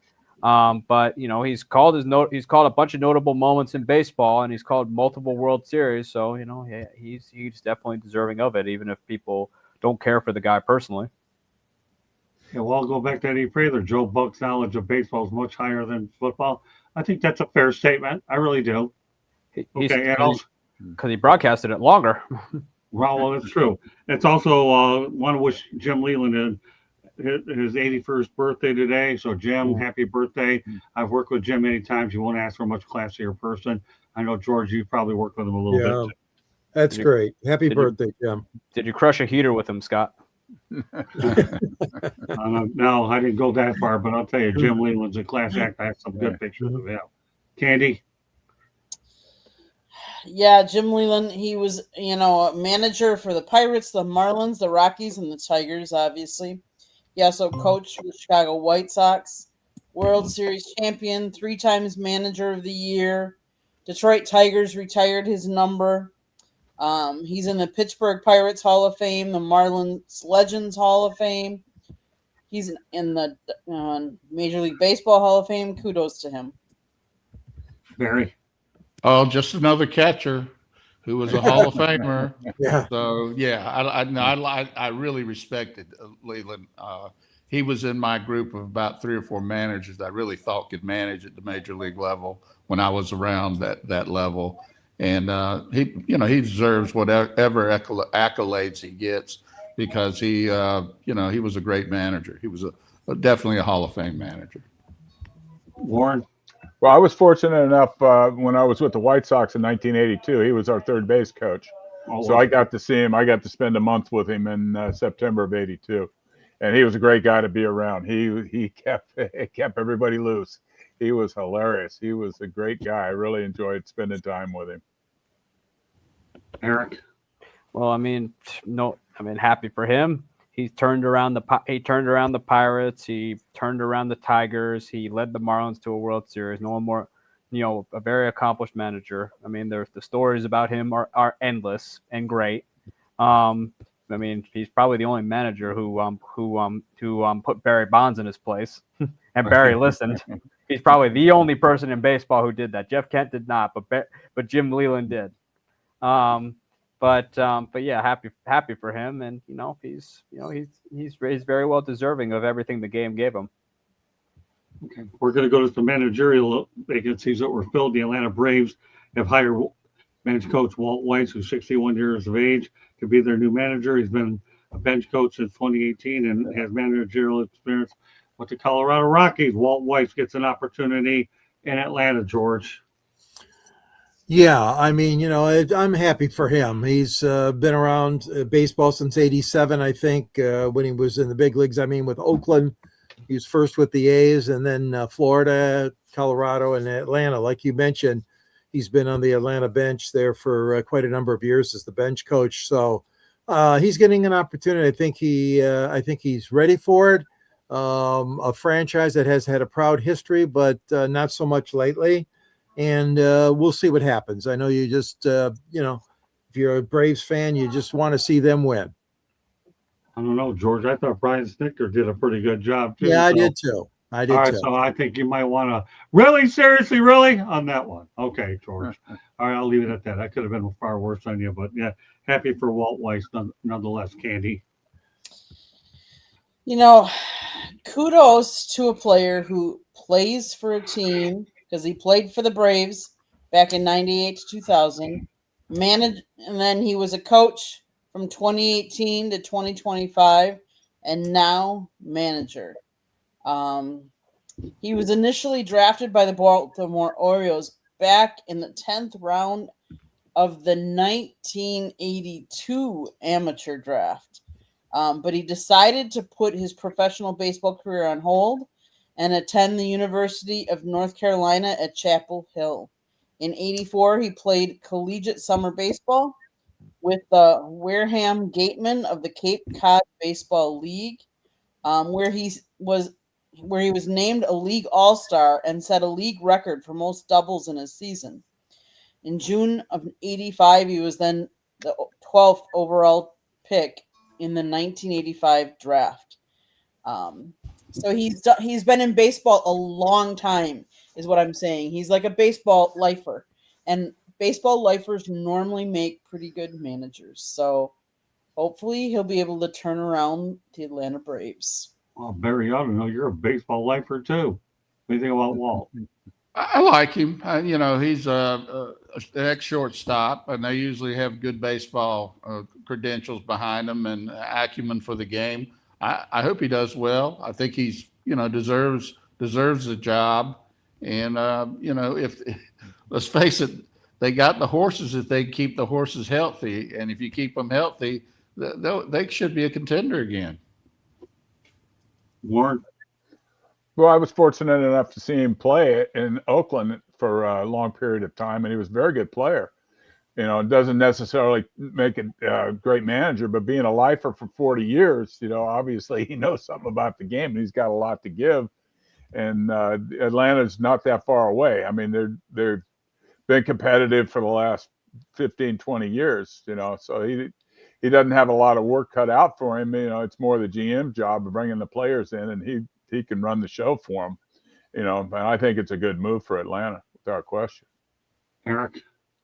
I mean, I thought the hiring was underwhelming. I thought Brian Snicker kind of wore out there. But the Braves have mostly what happened last year. The Braves were just banged up. They've been banged up by injuries, and I still think they have a window to open. I mean, it didn't help that they lost Ronald Acuna again. And I think that if they can get Acuna back to full strength, they have a chance. But I thought the hiring was underwhelming. It wasn't like anything to cheer about. I think they just promoted from within, which personally I didn't think was the route to go, especially what happened last year, because I thought Snickers, I thought that bench ran its course, but apparently the Braves don't think so. So we'll see how it goes. But I know Walt Weiss was a good player for a long time. All right, let's go back to baseball history. So, and we're going to talk about Ichiro Suzuki gets ejected for the first time and only time in his 19-year career, arguing balls and strikes. I guess this goes back to September 26th. It doesn't matter what happened. The fact that he only got ejected one time in his career, Ichiro Suzuki, is incredible in its own right, George. Oh my God! Yeah, are you kidding me? I mean, that's very unusual. That's very unusual for a major league player that's been around as long as he has. And, his career one time only. That is an unbelievable achievement, because most guys have at least tasted the old ejection, the old thumb, as they used to say. Umpire gave him the thumb more than once, but mild-mannered, plays the game professionally, and doesn't sit around and just whine and moan and cry, and not a crybaby at all. That's certainly true of Suzuki by that one-time ejection only. Yeah, arguing balls and strikes when he saw the ball better than anybody, right, Candy? Yeah. He disagreed with an 0-2 called third strike, used his bat to draw a line in the dirt indicating where the pitch crossed the plate, and made a comment leading to the ejection for arguing balls and strikes. It was his first and only ejection in his extensive MLB career, noted for his unusually calm demeanor. Yeah. I mean, to get called out because you're arguing a ball or strike, I get, but only once. There should be more like him in the field. And drawing a line in the sand. Barry, can you believe that Suzuki only got thrown out once? Well, my question is, has any other Japanese player ever been thrown out? Yeah. I mean, I would really ask that question because that's not their demeanor. They don't, they have a certain level of respect. We don't teach in this country. And I'd really, Candy, let us know. Has any other Japanese player ever been thrown out of the game? If anybody will find out, it'll be right. That's true. They usually don't get thrown out. They're pretty cool cats. And they're skinny ones too. All right, go ahead, Warren. Well, what a great hitter he was. And he probably didn't have too many 0-2 counts in his career. That's true. He never got to that point. So this is a rare occasion. And I would think that would have something to do with it. MLB does not keep specific public records for ejections broken down by nationality. Well, at least she gave you something, Barry. That'll be hard to find. I'm gonna have to do some investigating. Yes. Well, I'll tell you what, Barry. You have a couple of weeks to go ahead and find it out and bring it up.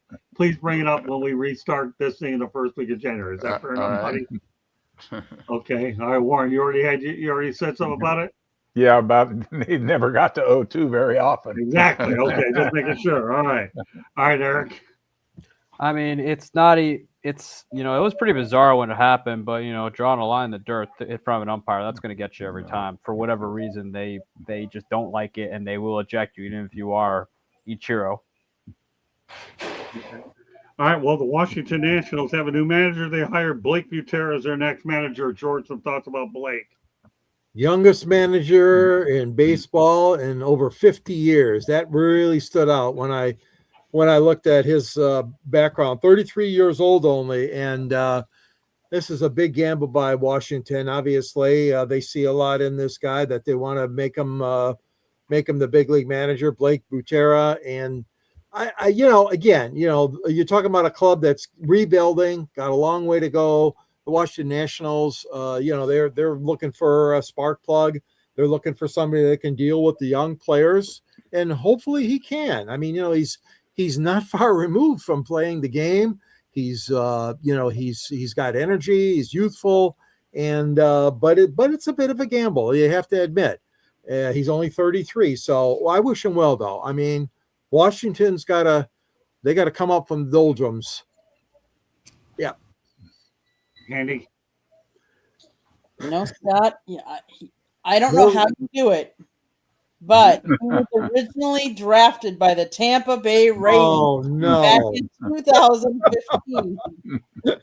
I must have a crystal ball here today with all the way these Tampa references. I'm calling it Tampa Bay baseball. I have a crystal ball here. I don't know where it is, but it's all coming out one night.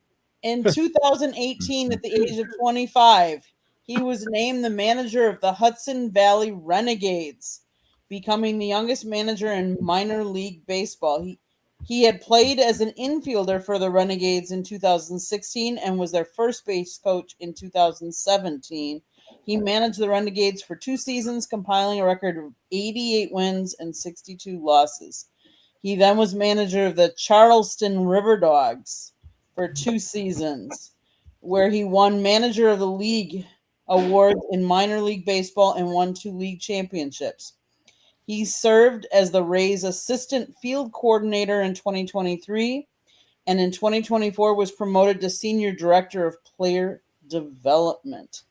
Again, so many Tampa references there, Scott. Not like I planned all of this. I mean, but it just so happens to work out said it is Tampa, and I know when I have a crack researcher like you, I don't know where the crystal ball is in this studio, but it's working out. I have no problem with Tampa baseball. That just goes to show you, though, how rich baseball history is, even though we've talked about the Rays per se and what they're doing.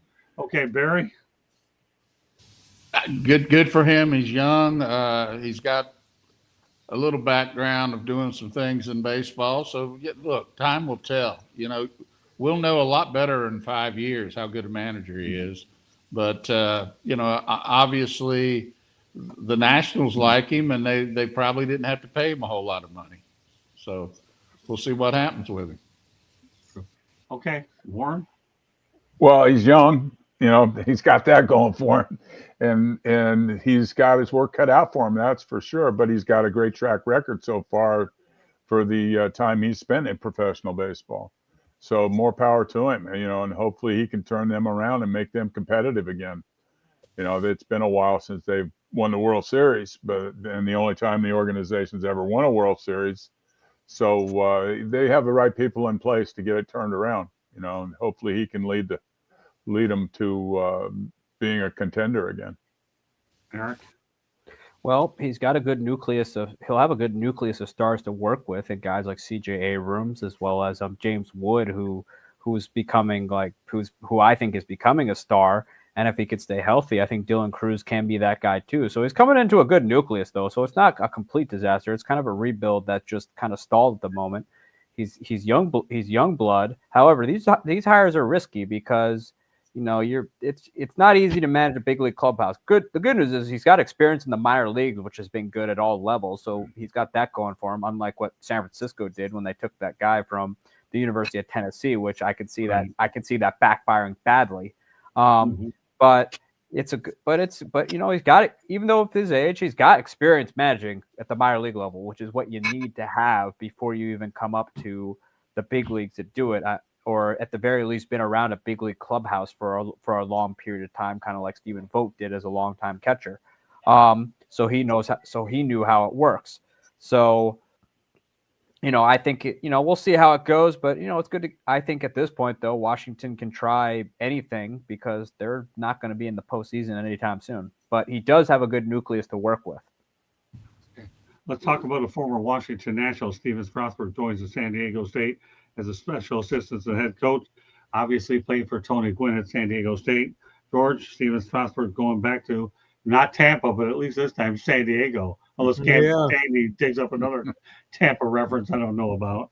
Yeah, yeah. So that's good for him. I mean, he wants to stay in baseball, and going back to where you were in the days when you were younger, and trying to make a name for yourself as a ball player. That's good. San Diego's a wonderful city. Obviously, the Aztecs are a good team in college baseball. I think it's a good fit for him. He's only 37 years old right now, and I think it'll be something that hopefully will work out for him because, again, you could take the route of minor leagues, like Eric just said, is so important. If his ambition is to be a pitching coach or even a manager, going back to some familiar area where he was from, obviously in college baseball, that's great. San Diego State Aztecs. Yep. I'm happy for him. Good move for him. Candy. San Diego State used Strasburg as a relief pitcher in his freshman year. He began the season pitching in middle relief before becoming the Aztecs closer. He held opponents to a 141 batting average against and was named co-freshman of the year for the Mountain West Conference in the summer of 2007. He was a top prospect, top relief pitcher. Kudos to him. I love it when they go back to their alma mater because then you have more heart. And not that you don't have heart, but I think the fans receive you better as well. He had some injury problems, but as a manager, hopefully he does really well. Well, he's going to be a special assistant to the head coach, but yeah, he definitely carries clout. Alma mater, we all know that we're connected to that university. Barry, what are your thoughts about Stephen going back to San Diego State? Well, I think it's probably really good for San Diego State, and I think I don't even think there'd be an argument that he's the richest coach in all of college sports. So that's a good thing. Yeah, he's saying what would have been story if he had stayed healthy for sure. Warren. It's, oh yeah, he was a phenom coming out of college, and now he gets a chance to give back where he started, where it all started for him college wise. And now he goes back and he can give these kids experience, and not only that, but he'd be a great person to have recruiting for you. Come and help San Diego State continue to have the great background there, the great all the great Tony Gwynn being the manager there, having played there, all the great players that have played there, to continue that, keep that going.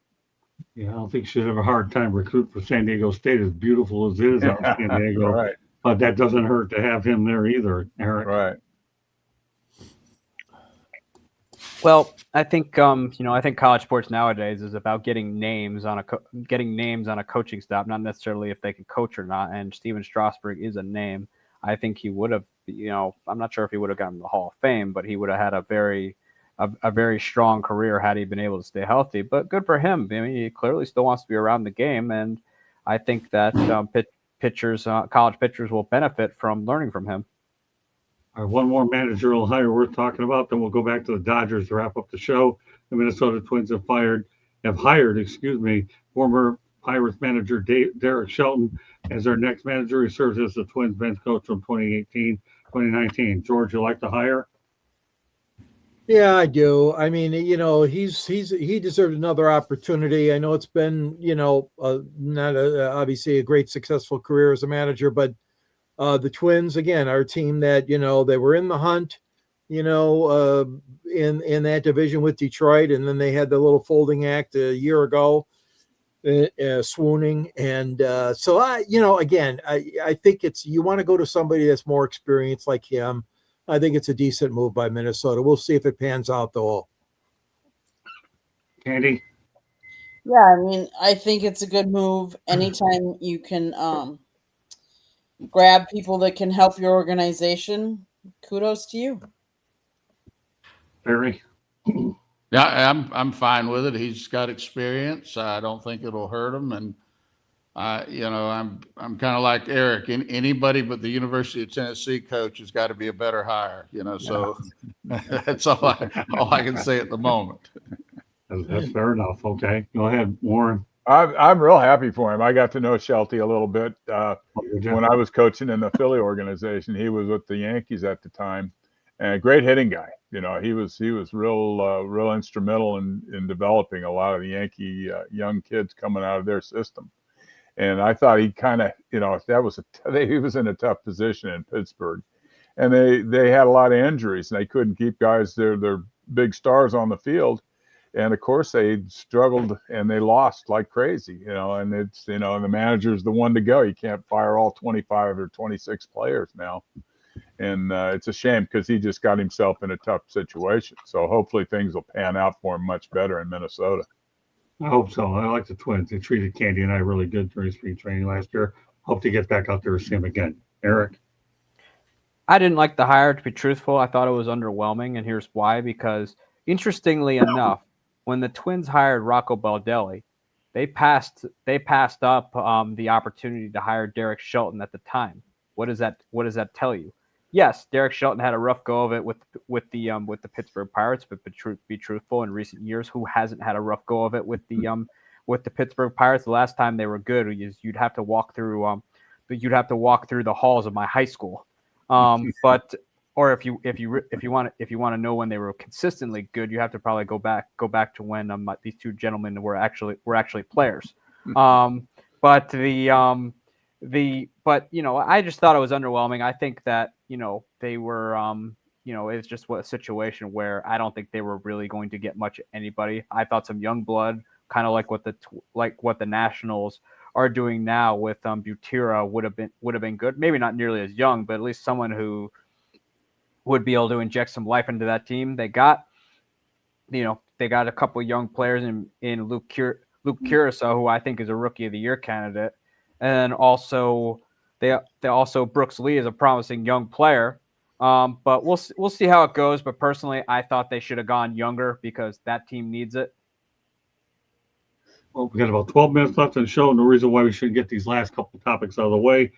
So when we talk about the year in baseball, let's put it into perspective where in the World Series, Shohei Ohtani ends up reaching base 9 times in the World Series Game 3. George, is that one of the greatest performances you've ever seen? Oh, most definitely, Scott. You know, what he did in that game was just phenomenal. And that'll always be remembered by so many fans and so many people, followers of baseball. That was just a tremendous effort and outstanding game for him.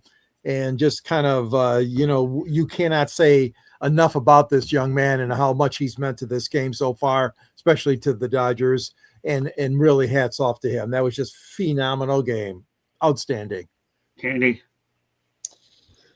You know, because of his contributions as a hitter and as a pitcher, a rarity as a two-way player, Ohtani's prime seasons have been considered amongst the greatest in baseball history. Some even compare him and I know it's early yet, but they're comparing him to Babe Ruth. So kudos to him for what he did in the World Series. He's definitely brought more of an awareness to all of baseball with his presence. Barry? Well, he's great for the game, and he can do things other players can't do. He can run, hit with power, and he's a pitcher. So I mean, he can do things that nobody else can do. Warren? Yeah, I think he's totally revolutionized the game because now they're giving some position players a chance to pitch on occasion, whether they not necessarily start, but maybe they pitch a closer type thing. So the kids in the minor leagues are allowed to play 2 positions, which is great. It just makes the game that much better. And the game he had in that World Series game was phenomenal. I believe he had 2 doubles, 2 home runs, and was walked intentionally 5 times, if I'm not mistaken, which is just amazing. That just shows that Toronto they wouldn't let him beat him in the extra innings. They didn't want to face him. Yeah, I like the way you use the words revolutionize the game. Great choice of words, Warren, for sure. Thank you. You're welcome. Eric? I mean, I wouldn't put him up there with Babe. I would not put him up there with Babe Ruth in the same light. But he had some iconic games. He had the game in the NLCS, which was probably the best. Which I'm going to say that was probably the best game a player has played all time, given his performance in the game 4 of the NLCS against the Brewers. Yeah, he's doing stuff that nobody else can do. I mean, there's no bones about it. Well, talk about more great performance in that series. Freddie Freeman had become the first MLB player in history to have 2 career walk-off home runs in the World Series. George, another incredible accomplishment in the World Series. Yes, for sure. And Freeman is a great ball player. I've always admired his work, and he certainly came to a team that has a winning pedigree with the Dodgers after leaving Atlanta. And even though he didn't have a great playoffs, when the time came and the clutch moment came, he was there to perform. And hats off to him. Just a great job. And like I said, I've always liked him. He's a good ball player.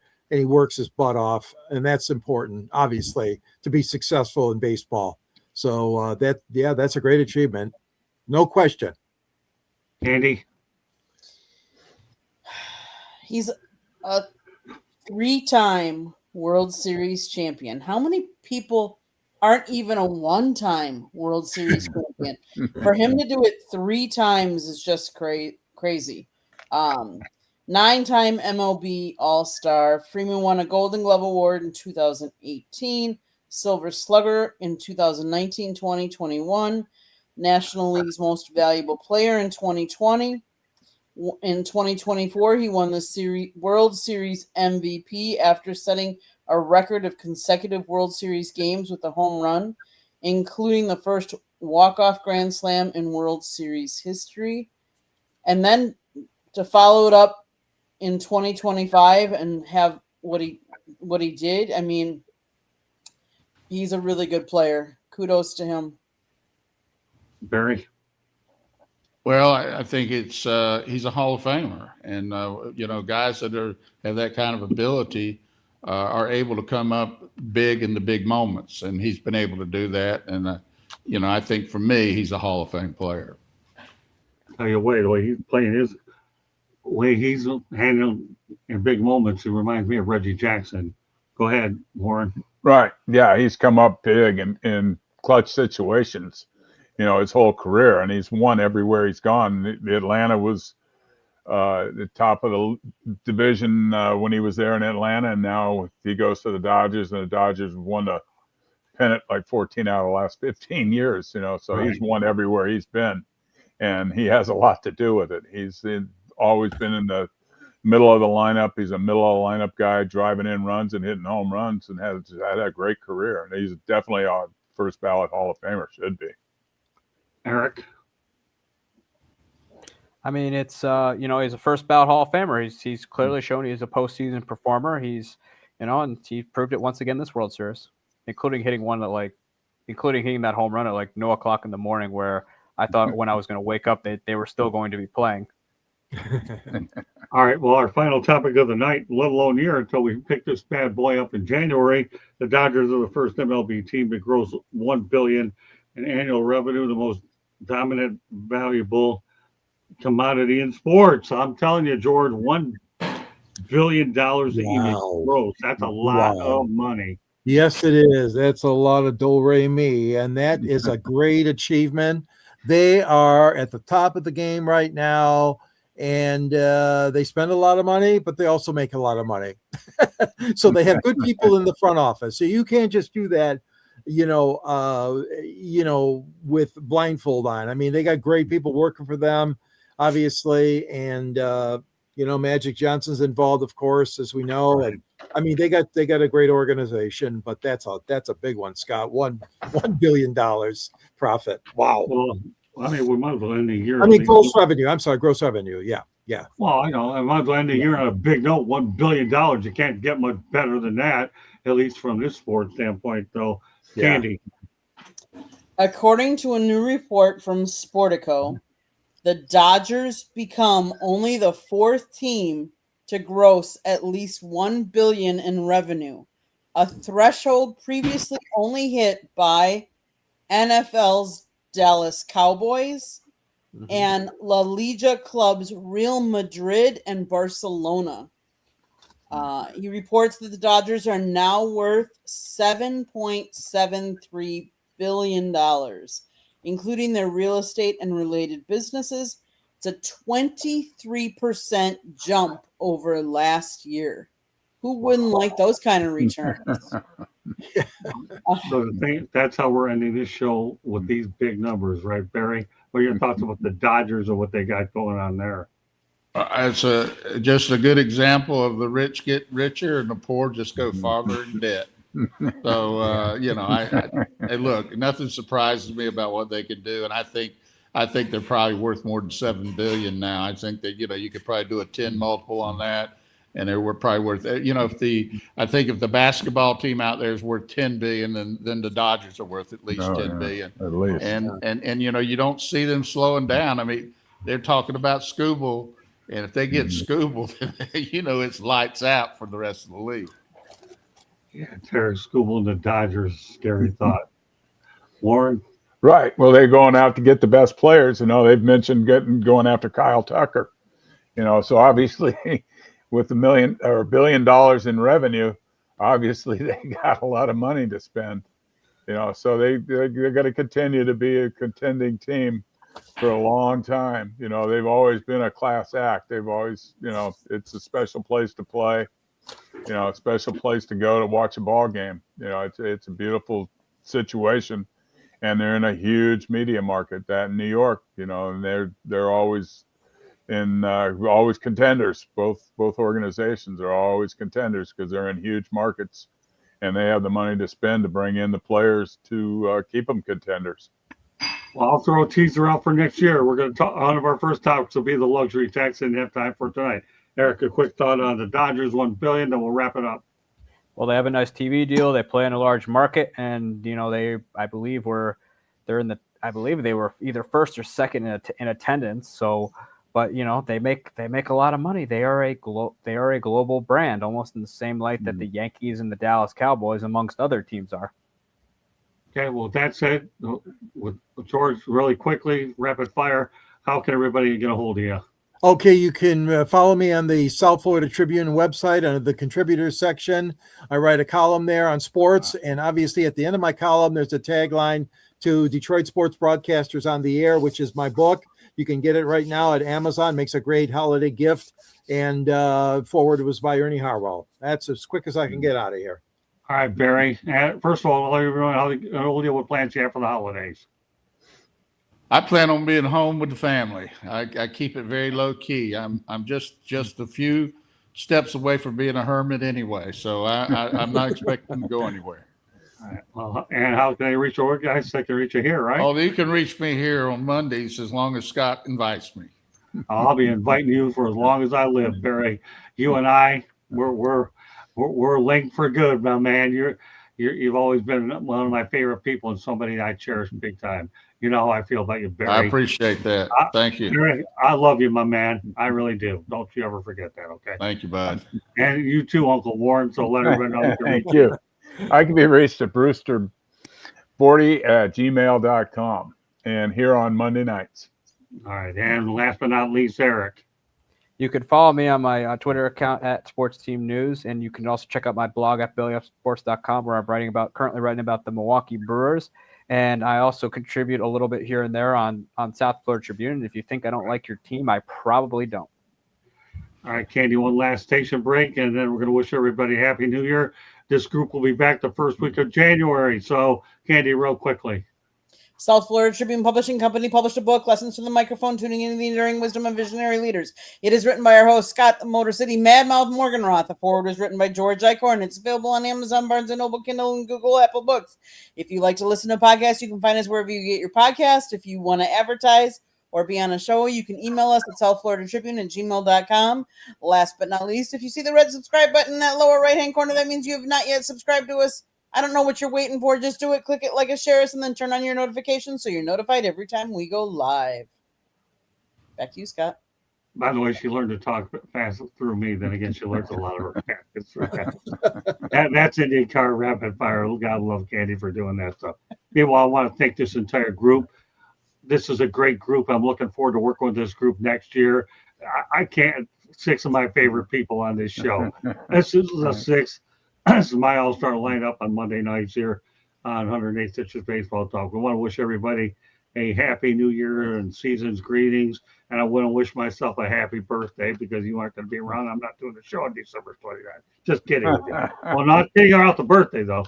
But no, I mean, no, I'll be 63, by the way, in case you want to know. But meanwhile, we'll pick this up here the first week of January. Once again, happy holidays to everybody out there, and we look forward to picking up baseball.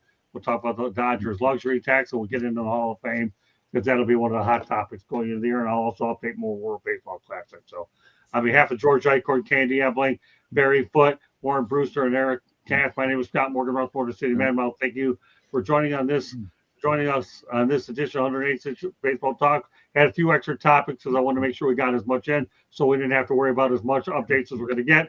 So I appreciate this group for staying with me a little bit longer than they normally do. God bless these people here on set. So we'll have more stuff to go. But meanwhile, take everybody's season's greeting and Happy New Year from all of us at 108 Stitches Baseball Talk. Good night. Happy New Year. Happy holidays. Good night. Good night. Merry Christmas.